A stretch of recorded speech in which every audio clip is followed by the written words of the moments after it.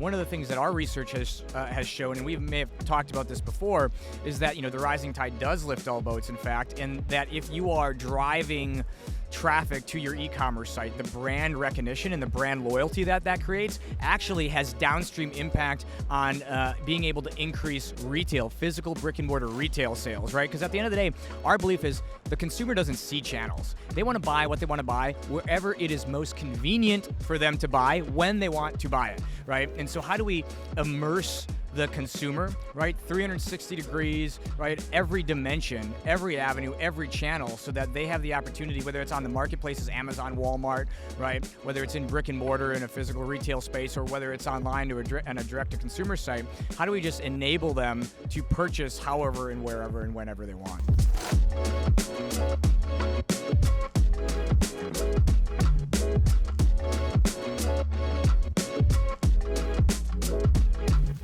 Over the last decade, conversation around selling products has largely revolved around the online space, e-com.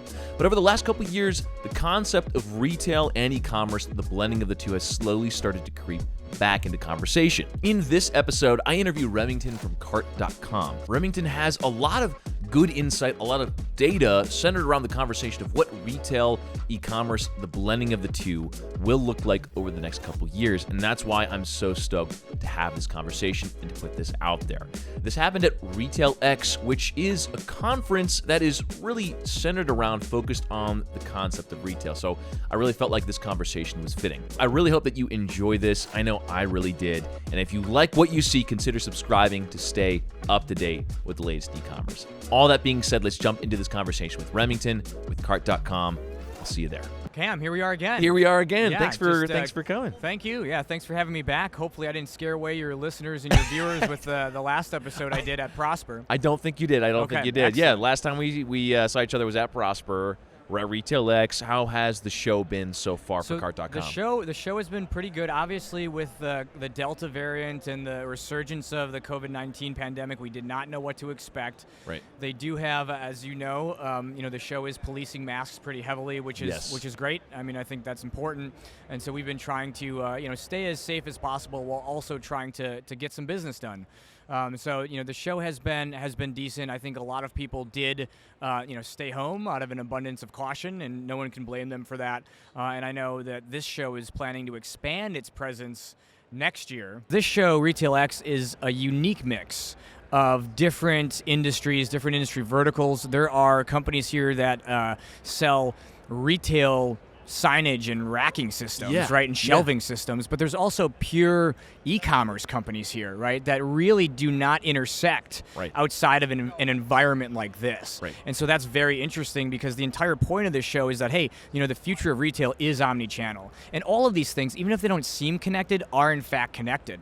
And, when we think about omni-channel, we also have to ask, well, what's the future of omni-channel in a world where COVID is still a concern, right? How do we balance, hey, yes, e-commerce has done tremendously well in the last couple of years, but on the other hand, people crave that in real life, that embodied interaction, the embodied shopping experience. You can't replace that. And this is a perfect segue into the main point of our conversation here, which is talking about the future, perhaps the present and the future of that blended experience. Yes. And in a way, the show itself is a reflection of this conversation, Yes. because it is the blending of e-commerce and retail. So what comes to mind first, talking about Cart.com as acting as that center point? Yes. Right? Yeah. First, I'm curious on how you are approaching that mentality, the direction that we're headed in of that perfect blend of online and retail. Yeah, absolutely. Well, the first thing I'll call out is we have enterprise-level customers that have hundreds of retail stores across the country, right? And, yes, they know that. Can they be doing D2C e-commerce better? Yes. And, that's why they've brought us in. That's why they engage with Cart.com. Yep. On the other hand, they need to know, how do all these things fit together to create a whole that's greater than the sum of the parts, right? If we're just funneling money into D2C e-commerce alone, are we missing opportunities on the brick and mortar side, right? And what does the future of this bricks and clicks model look like when we can buy online, pick up in store, buy online, ship from store, buy online, return to store, right? And all of these models come into play, and these retailers, especially the larger retailers, but even smaller retailers we're working with, folks that have 3 physical stores and an emerging e-commerce presence, right? They want to know, how do all these channels fit together?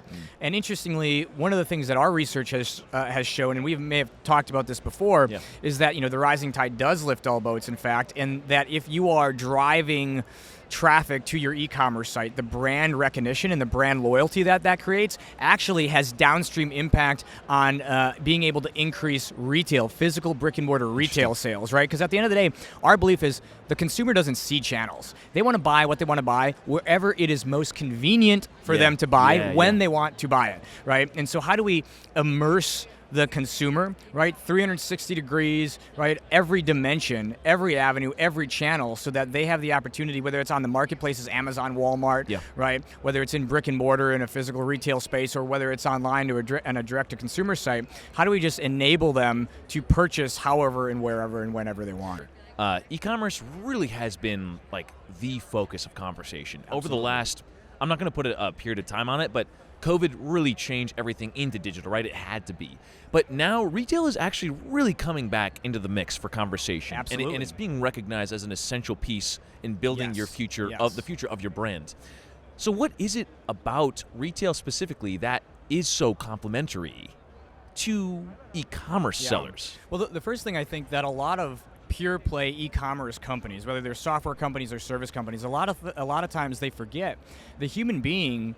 Yes, values convenience, but the human being is also an embodied creature. We live in space and time, and we move through space and time. And the most optimal experiences, the best experiences for an embodied creature are embodied experiences, where you can have an immersive environment that provides stimuli to all of the senses, right? And that's what like retail, the brick and mortar retail environment does offer, is that experience. It's hard to replicate that online. It is. Right? It's hard to replicate that online. And that goes beyond just being able to pick up a product before you buy it. It's also, what does this brand mean to the customer? Yes. And you can only translate so much of that on a website or on Amazon. But when you're in a physical space, you have a lot more control over how that is experienced in an embodied fashion. And I think a lot of e-commerce companies forget about that. And so for us, it's about how do we align what's happening in store with what's happening online and help translate some of that embodied experience, that immersive experience into the D2C and even the marketplace environment. Sure. But also, how do we move and translate some of the convenience you get online into the store, right? So it has to go both ways. What about, so I feel like it could be easy for smaller sellers and smaller, for not enormous brands, to get lost in the concept of going to retail. Yes. How accessible is retail for e-commerce sellers now, like smaller players? And also, how do you think that's going to change as time moves on? Yeah, it's a really good question, because retail is challenging, especially mass retail. If you're in a mass channel, Walmart, right, or the dollar channel, Dollar Tree, Dollar General, or if you're in major grocery, right, you encounter a lot of impediments to getting into retail if you are, a brand that's distributed through traditional brick and mortar retail. So in some industries, you have slotting fees, where it's basically pay to play for shelf space, for prime shelf placement. Small brands can't do that. That's cost prohibitive. Right. In many cases, you have to work through particular brokers or distributors to get to the retail buyers in your category. The retail buyers in many cases have high turnover. So the buyer that buys from you one year, it's a new person the next year, and you have to build that relationship all over again, because retail buyers tend to have high turnover in a lot of cases. And so there's all these different challenges, unique challenges to getting into retail. And what we recommend oftentimes is, if you can build a strong marketplace or D2C business, then when you go to the retailer, you can say, look at how much lift we've been able to get going direct to consumer, right? We already have brand equity, and that brand equity is going to perform well as we are suffusing our product through more touch points into brick and mortar retail, right? So if you can go and say, hey, the proof is in the pudding, we already have traction online, and now we're expanding, rather than, hey, we want to start off in brick and mortar retail. That's really hard. But proving yourself as a brand that you can sell, you can be successful online, that at the very least helps increase your chances. Because then when you go to talk to the retail buyer, you have data. Yeah. You can tell them, hey, look, I already know where most of my customers are, because we have geographical data on where we're shipping our orders. And so maybe if I'm trying to get into Whole Foods or trying to get into Target, I can say, why don't we start with a test, test a pilot in these regions where our brand is already strong, right? Nice. Otherwise, you don't have that data, and then it increases the risk on the part of the retail buyer. I'm asking you to speculate here. I like talking about the concept of immersion in both settings, right? And what that could look like in the near future. I had a conversation with Nixon, the watch manufacturer, and they were talking about how they were one of the first to integrate augmented reality in their products to help immerse the customer and kind of, like you were talking about, blend both the digital and physical realities, right? Thinking about that idea, I'm curious what your perspective is on how that immersion is going to increase as time goes on. I think the idea of digital immersion, let's call it, right? Immersion online is going to have to be multifaceted. I think we're going to see a couple things. One, technologies like augmented reality will help. They'll help create new opportunities for that immersion to take place. Also, storytelling is important. Right? How are you telling your story, whether it's verbally or visually or through video? How are you telling the brand story in a way that compels people to identify with the brand but also purchase product, right? So they need to be motivated to believe in the brand but also buy the product, of course, right?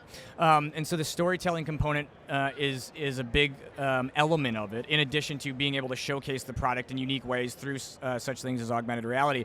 But then I'm also, really interested in the rise of niche marketplaces. Interesting. Right? Because the niche marketplace provides more of a community feel. It provides more of a curated feel that I think lends itself to a more brand-specific immersive experience. When you say niche market, what specifically? So for example, Amazon sells everything, Walmart sells everything, but now there's all these emerging niche marketplaces like Everest.com, for example, which is a customer of ours. Nice. They're outdoor sporting goods, outdoor gear, right? But that's all they're doing.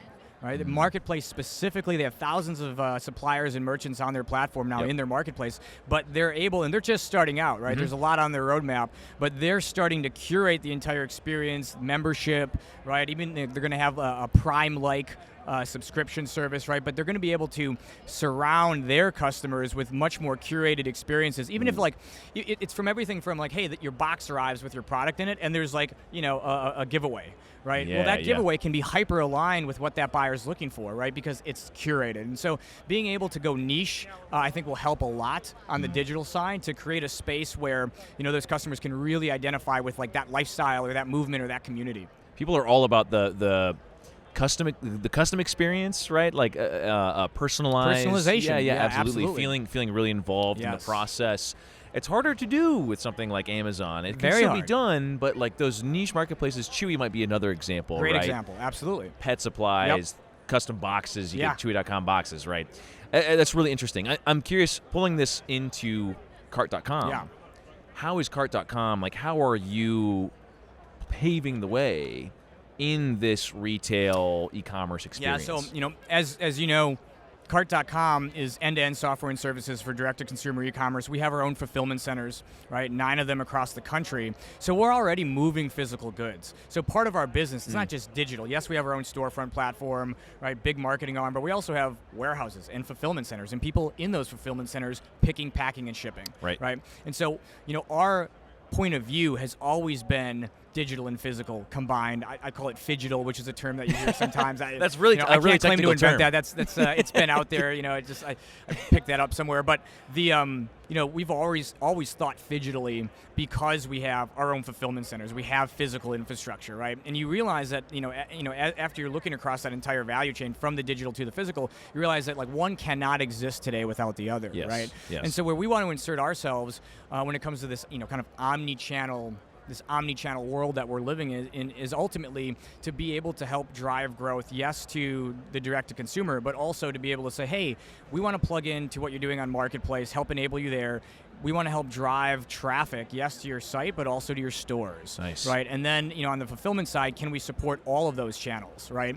And so we want to have an integrated place where you can see all of your omni-channel data, right? And then do and control many of your omni-channel operations. Yes. Right? Yeah. And so that's kind of, eventually where we go. We definitely believe the future is omni-channel. Yeah. And, I think the digital and physical divide has prevented a lot of companies in our industry from really kind of bridging that chasm. I have a friend who just launched a tea brand, and he like launched T-shirts or tea, tea the like drink, like loose leaf beverage. tea, Oh, like loose leaf tea. Awesome. Yeah, Very yeah, cool. yeah. I should. So yeah, it could be either or, right? Right, When I yeah, say tea, yeah. yeah, loose leaf tea. And he launched D2C online first. He's an influencer, so he used it Okay. as an Yes. extension of his Yep. own personal brand, and it did really well enough for him to actually start a physical storefront. Oh, very cool. Where he lives. He lived in Oakland. I think he's in Texas now. But he launched this physical store like experience Yes. where it's a tea shop. Yep. It's his products, and he curated his own atmosphere to really Yes. complement Yep. his digital products, and it's working quite well. Yeah. It's interesting Yeah. to see that well, and that you know, blend come out. we've seen, you know, whether it's Warby Parker or Bonobos Yeah, or yes. Indochino, right? There's all these brands that started online that now have really upscale, very immersive, right? Very kind of white glove, high touch retail environments that serve as, you know, a point of sale for, you know, their products that were previously exclusively sold online. And, you know, I think that is a trend that we're going to continue to Yeah. see. I mean, look at Amazon. Amazon announced that it's basically building malls. It's like it's Yeah. going to start building malls. And it's like, people are like, what are we going to do with all this unused mall space? Don't worry, Amazon Amazon buy will take Like, it, like, yeah. there it is, right? But, and, you know, they've started acquisition of Whole Foods, right? The rollout of their own stores, their own physical bookstores, right? They get this too, Yeah. right? Because they've also always been both digital and physical, Yes, right? And yes. so companies that are both see this and want to take advantage of it. I landed the plane here. Two things. Number one, how can people get in touch with you, follow you, and get in touch with Cart.com if they're interested to learn more about you? And second thing is, what is your last kind of words of advice for sellers as they think about specifically the future of the blending of both e-commerce and retail? Yes. Yeah, so first, I mean, follow us on LinkedIn, Cart.com. We love LinkedIn. And you know, go to our website, easy to remember, Cart.com. And It's in the name. Yeah, it's all in the name. But you know, I guess my last piece of advice would really be that folks who may be starting off in a single channel shouldn't be afraid to try other channels. There's support out there, right, that can help them do multi-channel. I mean, you know, certainly many of your customers are in, you know, involved in the marketplace space, right? I mean, so there's tools, there's services, there's companies, there's advisors and providers that can help them do all of these channels successfully, right? And so just don't be afraid. Come to shows like this, reach out to you know, companies like Cart.com or Teikametrics, and like find the folks, find the people and the knowledge that can help you succeed regardless of the channel, because at the end of the day, brand growth increasingly, I think, is going to be driven by omni-channel success. Absolutely. Remington, thank you so much for joining me for round two. Absolutely. It's been a pleasure Thanks, man. having Really you. appreciate The you. conversation's always great, and I really, really love digging into this concept of the future of that blend. So thank you again for being here. Thanks, Ken. Hey, thank you so much for stopping by. I hope you really enjoyed that episode. I know I did. I know I had a blast with that interview and with the other interviews that I've done on this channel as well. I hope you consider subscribing to stay up to date with the latest in e-commerce. And all that being said, I hope to see you soon.